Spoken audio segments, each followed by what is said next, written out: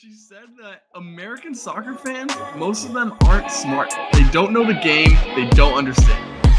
Gio. That guy Gazpacho. Sports can take a lame gorilla, okay? Advice, did you know that Arsenal died? These got me buzzing. Up the topies. It's hard to up them anyway. I'm even gonna comment on that. We get into the U.S. men's national team corner. And boys, this week in the U.S. men's national team, there wasn't as many goals or assists as like a week or two ago. But what Christian Pulisic did in Italy, he introduced them to what CONCACAF is really about. You can see there by the headlines, he's been sent a bunch of death threats by Lazio fans. And boy, did he make them upset. He, in their game, a player goes down. Referee does not blow the whistle. Pellegrino on Lazio. He's trying to wait. He's trying to wait for the call. Pulisic runs straight around him, kicks the ball by him. He's already on a yellow, and he rips Pulisic down to the ground. Gets so upset at him. Gets his second yellow for an obvious foul like that. And then he's sent off. People are upset because they wanted the game to have stopped. And Pulisic played until the whistle. So he gets sent off. People are pissed off at Pulisic already. Lazio are down a man. They were looking pretty good in the game until that point. Milan then get a goal. It's 1-0. Another red card comes out for Lazio. So they're down to 9 players. And then a former Gooner, Guendouzi, chasing after the ball with Pulisic. Pulisic doing a tactical foul, grabbing the man's arm. Guendouzi decides to shrug him off and throw him to the ground with both hands. Yeah, can't do that. So he gets a red card in the 90th plus 6 minute. Lazio was playing with 8 men on the field. Pulisic had drawn 2 red cards. And they were going crazy at the end of this one. Once the final whistle was blown, there were like brawls on the field. People were swarming around, screaming. As Lazio, you would maybe expect, does not have the most composure and good tempers. But man, Pulisic, bringing the CONCACAF to Italy. This is what Italy needed, I think. You're not going to out shithouse CONCACAF, right, Mike? Yes, so, dude. Hopefully he's keeping Theo Hernandez nice and close to him, at least for the week before this cools off. Yeah, it was a nice moment after he had drawn the red card. Giroud went over, pushed away people. Theo Hernandez came over, said he was his security, and Ruben Loftus-Cheek, he's a big man. You want him on your side if you're having people shoving around. But outside of shithousery, it was still a decent weekend for U.S. men's national team players. Josh Sargent, almost every single U.S. men's national team corner, I am bringing him up. That is because he has another goal this weekend. 11 in 15. 11 in 15 games. If he did not have that injury at the start of this season, holy shit, I don't even know how many goals he would be on. 40, 50. Yeah. Boys, he scores every weekend. I've brought up the topic before. When do we say that he should maybe be that starter? Balogun obviously has crazy talent levels. Ricardo Pepi as well, but they're not getting that much playing time, and they're not getting that many goals. Josh Sargent is getting both in absolute handfuls. When is that time? When do we pull the trigger on that? Nations League. This is bad news. This is bad news for Pepe, if I'm being honest. Because I think the time is now, first of all. I think he should be the starting 9 in the immediate future for the United States national team. But I still think Balogun can come off the bench and run at tired defenders and make an impact. Pepe's game is more well-rounded, similar to how Sargent has a pretty well-rounded game. So I think this leaves Pepe in a really tough spot. Also, just really quick, based on what Palmer has pulled up, Josh Sargent to replace Ivan Toney, that would be so fun to watch. Sargent at Brentford, that'd be incredible. Buzzing. I don't hate that. Yeah. Yeah, I'm not opposed. The bees would be buzzing. He's no Neil Maupay, but he's pretty good. Him and Neil Maupay would be quite a combo. Quite a combo there, but yeah, Josh Sargent, as red hot as his hair would suggest. But he's not the only one that is riding some great form and making some questions for Greg Berhalter in the coming camps. Malik Tillman, Megzaman, dribbles it down, finishes off a chance versus Feyenoord. So it is the other huge team in Netherlands. Obviously, of recent memory, Ajax would be considered a larger one than them. But in terms of form and recent memory, Feyenoord are that other team in Netherlands right now, and he was dicing. He was dicing them up. Another goal for Malik Tillman, adding to his tally. Same question to you guys. Talent level of Gio Reyna is wild. He is insanely good. But he did not even make the squad for Nottingham Forest. It has been a nightmare move to Nottingham Forest, and Malik Tillman is killing it. How hard is it for Greg Berhalter to say, hey, Malik Tillman, you have been absolutely killing it. You are in red-hot form and doing it at every level, Champions League and Eredivisie. But you're not starting because we're going with Gio Reyna, who has not played a minute of really meaningful football in quite some time here. I don't think it's hard at all. Unless he's being manipulated by the U.S. soccer politics, which are sure to play something into this. It should be a pretty easy decision. Malik Tillman's the guy right now, on form, on what he's showing, on his goal output, his contribution. You got to give him a chance, and a real chance at that. So seems like a pretty easy decision to me. Nick, arguing the other way, Gio Reyna has been injured and not played a lot before and came into U.S. men's national team camps, absolutely killed it. Same it can be said about Sergino Dest. Same can be said about Christian Pulisic. Do you not just look at the talent level of Gio Reyna and what he's done with the U.S. and say, man, maybe I still got to give him the edge? Yes, but can we look at the talent level of Malik Tillman for a second? Like, everyone's talking about how Gio Reyna is just miles clear as a talent. It is much closer, I think, than people think. Malik Tillman is a production machine. Gio's a much more aesthetically pleasing attacking mid, I would say. He plays more of like that traditional 10. Malik, I think, plays that role as well, but also with shades of a second forward almost. So I think he offers more in the air as well when we're talking about set pieces, which against bigger teams is going to be something that's needed. I'm kind of on the camp of I don't even care if Gio has a good little run right now. If Malik Tillman keeps his form until the Gold Cup, until the Copa America, I want Malik Tillman starting. I think that he is the guy. He is certainly him in these games that he is playing in. So much for He your is Gio argument, not Flags. afraid You to got to moment. make that one yourself, dude. I still think Gio Reyna is. I think you have to find a way with Gio Reyna's talent level to get him on the field, whether that be putting him at a winger and Malik Tillman at that 10 and Yes. then switching back Super and sub. forth. I think they can both switch in between and outside. Even with Pulisic running inside, I think it allows a lot of fluidity that could potentially be a good thing to do with If you do Tim that, Weah then you not can't being start McKennie. If you do that, you can't start McKennie. If you do that, you have to have Adams and Cardoso out there because there is I don't no know. defensive cover from those wings.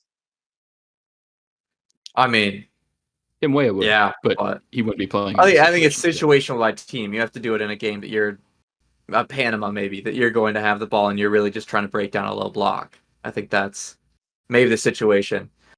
But speaking of people breaking down low blocks, we have a nice intro to U.S. Men's National Team corner for Diego Luna, who got an assist. And really the reason I want to shout this out is, Palmer, can you search Real Salt Lake versus LAFC? Because the conditions they played in, Hugo Lloris certainly would not have thought that he was going to be playing in this. It was an absolute blizzard. And it ends up, shockingly, in Real Salt Lake's favor. You can see right there in that picture, or if you're listening on audio, get fucked. It was snowy. I don't know. You can see right there, orange ball is out. That's when you know it's really snowy. It was coming down like crazy. The entire pitch was just a inch or two of snow. Dude, Luna takes advantage of that, but what a game this was to watch. Just absolute chaos. Ball was skipping across. People were like running around like it was a recess game. It was not normal soccer. 3-0 in this one. Makes sense that the home team wins there. Mike, you look like something's How do they about to come on. allow this? Like, how is this not canceled? That is crazy. I They have watched the some orange highlights ball of for this a reason, game. man. That doesn't stop the ball from not moving because there's snow on the field. Like, does it have extra traction on it? Put some palm oil on it? I don't know. That was wild. I've seen American football matches, be canceled for less. So that's crazy. I'm glad they didn't. We need moments like this. The U.S. versus Costa Rica, this game here, especially with LAFC and Hugo Lloris, we needed the moments of seeing Hugo Lloris getting absolutely just blown away by balls skipping across the snow in front of him. There's Flags. nothing better. Bro, they would Flags, cancel. is You go. this game being allowed to be played? Is that better or worse for the MLS, like as a league? PR-wise, terrible. People are going to be like, what the fuck is going on? But also you get eyeballs, PR wise. Yeah, no, Any no press is bad good PR. press. But Is a snowy day in So Salt Lake City the new rainy day in Stoke? Can we mark this? right, let's see if Messi It's the can new do it litmus there. test for hard conditions of play. Dude, if you think Messi would have played in this game if this was in Miami, you're out of your mind. Dude, I They would Even have in a need to see rescheduled that. it as a home game for Miami. They 100% would. I don't know. Messi in the snow, he's just taking pot shots from 40 yards out, bouncing off the snow past the keepers. That would be lethal, not man. I'm They would telling you. cancel There's like no way he would Michigan winter ASO games, and they never fucking cancel those if it looked like this. Yeah, this was a game. It was interrupted or delayed due to lightning. So it was a blizzard with lightning. So there was some weather Thundersnow. going on. There's some weather going on. But boys, I want to close out with this because it brings up a question. Johnny got another assist this weekend for Real Betis. Continues to go absolutely fucking crazy. Tyler Adams is now training. He looks like he's getting pretty close to coming back. I think it's Johnny's spot to lose at this point. Tyler Adams is our captain when healthy, but what does Tyler Adams have to do to get that spot? Because Johnny is holding that shit like that meme of the guy holding on to his fucking chicken sandwich with his thumb halfway through it. Like he is grasping that CDM job, and he doesn't look like he's trying to give it up to Tyler Adams here. What do you need to see from Tyler Adams to have him jump Johnny Football here, Mike? If he's back to his best, it's going to be apparent what he offers, like right away, because he's just an absolute bruiser in the midfield. The amount he runs, the attacks he breaks up, the tackles he makes, the leadership he shows. I mean, Johnny is phenomenal. I'm not going to knock him. Tyler is a dog, and he's exactly who I want as a captain in the center of the park. So he'll show it as soon as he's healthy and ready to go. I didn't hate Nick's little mention of a double pivot there with Tyler and Johnny deep. I think that could work against some better opposition, some sides that have talent at that 10 spot. I would like to see that at some point. Nick, what do you need to see from Adams? Is it us just recency bias? We don't remember what Adams is, and if he's healthy, that's just him. That's his spot, or is it no? Johnny has that argument to make when they're both at their prime. I think Porcano Los Dos. I think I'm good with both of them, bro. I think if Tyler Adams is back to his best, Mike's right. His work rate is up there with absolutely anybody in world football. I mean, anybody in world football. His running, his ability to sniff out danger and track back. Like, I think that Johnny's game is more. Johnny's quickly becoming one of my favorite Americans, by the way, because not only is he a good shield, he's not necessarily the runner that Tyler is. Obviously, few people are, but he's also a bit of a controller there, which Tyler Adams never really has been on the ball. So, in my opinion, I think this is where you see some tactical switches from Greg Berhalter if he's the right guy for the job, because I think this is completely an opposition-based game. I don't see I could see a Johnny and Weston midfield work, not as a double pivot, but then pick whatever 10 you want in there as the other like more attacking 8. Probably Malik at this point, like we said. But I honestly think Johnny could play the 8 role, like subbed on for Weston when you're trying to like lock down a game. I think versus a team that you're trying to break down, I think you could start Johnny as the 6, and he's more of like the pass finder. And I think in a game where you're expecting a lot of transition, you start Tyler Adams. And like Mike said, if you're playing a team where you know you're probably going to be outclassed, I think you need both. So I think this is my favorite problem that the United States men's national team has ever had because I love both these players. Boys, nothing makes me happier that we can have such heated debates, not about just Adams, McKennie, Musa, and Reyna. Who's going to fit 4 out of 3? This discussion is now getting to just about every position. You could make an argument for Luca Della Torre. He almost got another assist. It got called back. No, you can't. El Pupu? You could make an argument that he should be getting some minutes. But Johnny, Adams, Musa, McKennie, Malik Tillman, Gio Reyna, there are solid arguments for all those players. That was not a thing that we had before. It was, hey, these 3 are the wildly more talented players. We just have to play them no matter what. And we wouldn't. We would get Jackson Ewell with 2 of them. This time, it seems like it is almost unfuck-upable because there's going to be an argument to be made for just about anyone. Greg Berhalter, if you are listening to this, please don't prove me wrong. Please. This is unfuck-upable. You can put out so many lineups, and I will be okay with just about any of them. I think March camp, though, is when we're going to see Malik Tillman, is when we're going to see Johnny, because I don't know if Gio Reyna is going to get really that many minutes in that, due to him not playing really at all, not in Forest. And I don't see if Adams is even going to be back to a level that he can play in those games. We're gonna be able to see them before Copa America. Dude, yeah. Gone are the days of Kyle Beckerman and Michael Bradley. Love you, Kyle. But this is the golden age of the legends. Not hating, but this is the golden age of the USA midfielder. I haven't seen the depth or the skill level like this ever. This is some true talent. Good problem to have. I don't quite believe it's unfuck-upable, as your new lingo might say. I think Greg could find a way to do that. Now so say it let's 5 not sell times him fast.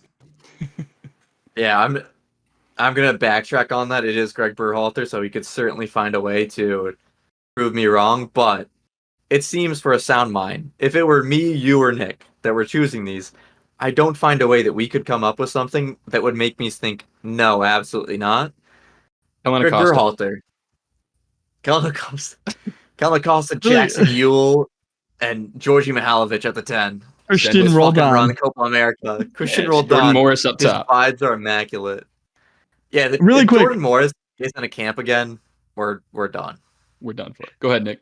Is Yunus Musa the man left out of this midfield right now? Like, I think he is. There is the only profile. Yunus is the only profile of midfield that we have. Like, I could see Johnny play the Weston role. I could see Johnny play the Tyler Adams role. I could see McKennie move around a little bit. He could work in a deeper pivot. I think he could work as a 10 even. Gio can be on the wings. Malik can be as a false 9 kind of. There's a lot of positional like mobility. Yunus is very much just like a ball carrier penetrator with the ball. So is he the one who's going to be kind of left sore with few minutes coming up? Go ahead, Flex. I think with the 4 McKennie's in, he's a lock. Johnny and Adams. Johnny right now, his form is making that CDM role somewhat of a lock. And then you don't want to leave out Gio and Malik. That seems crazy. So fortunately, I do think Musa ends up kind of that odd man looking out. But once again, you have this much talent. He just finds some form with AC Milan, and all of a sudden this conversation has switched to you cannot leave out Yunus Musa the way he's playing right now. I think it comes to him finding that next level where he's not just transitioning from defense to offense as beautifully as he does that. Maybe he finds that final touch in the final third, and I think that's what can set him into that he's a lock, we need to have him category. Mike, you seeing it kind of the same way, or? Yeah. Currently, he's left out just because he's not a starter. He's not playing huge impact role at Milan at the moment. He started off playing a lot of games and starting a few games even, but he seems to be more of a second option currently. So that just hurts with how many other people are in form. But I love Yunus Musa, and less than a year ago even, I would say he's a lock for the starting 3. He is another sort of workhorse like Adams. I like having him, McKennie, and Adams together. That is an insane triangle. So he could easily get back in there because he offers something that no one else does. I think he's the most complete midfielder, but it's just going to be a form game. Yeah. Oh, the conversations around the U.S. men's national team are rather positive. Hopefully Greg Berhalter can keep that going. Off-season talk tends to be positive and thinking of all the possibilities.